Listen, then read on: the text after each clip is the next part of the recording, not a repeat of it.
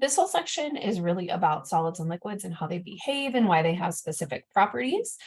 So this is just kind of a comparison of three phases, right? We really just talked about gases, and these are the differences. And you guys have learned this back in like middle school and that solids have a fixed shape, fixed volume, right? They don't change shape or size, a high density.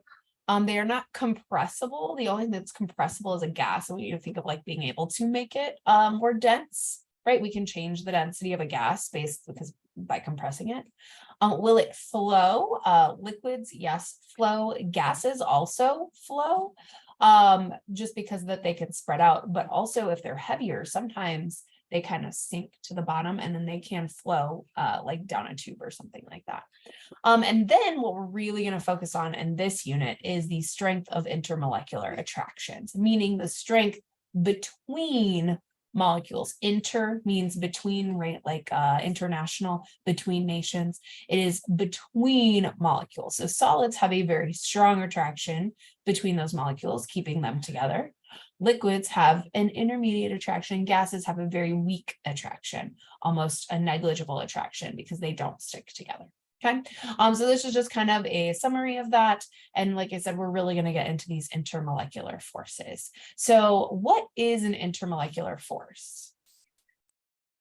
I will be abbreviating them as IMFs, okay? So intermolecular forces, and those are, like I said, the attractions between molecules. So if you look at this picture over here, I have two HCl molecules, right?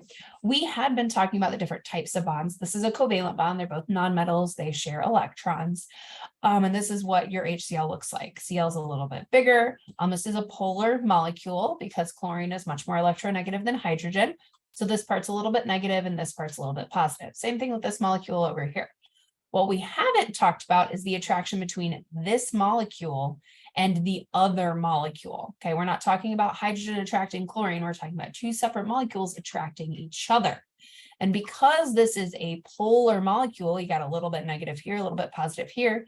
The a little bit negative here will attract the a little bit positive part of the other molecule. The attraction between those is called an intermolecular attraction or intermolecular force. And comparing this to like bonds are much stronger, right? You have to actually do a chemical reaction to break a bond. However, intermolecular attractions are in comparison weak to a covalent bond, right? It's pretty easy to spread molecules apart, but when they are close together, they do have these attractions. And a lot of the time we will represent them as dotted lines.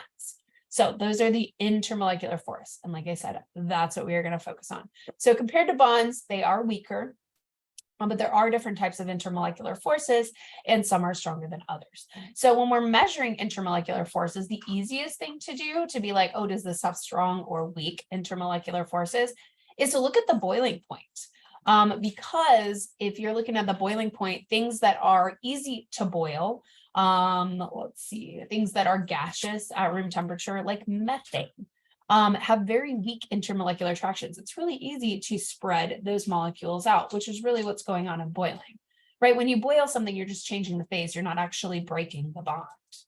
Okay. Something that has a stronger or intermolecular force is going to have a higher boiling point, like water. Water has actually an abnormally large boiling point for how small the molecule is. And so you have to actually put energy in to get those water molecules to spread out.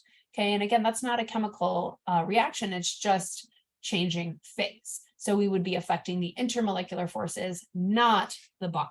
Okay. So actually intermolecular forces affect a whole lot of things besides boiling point. They affect melting point. They affect the density. They affect surface tension. So like water has a high surface tension.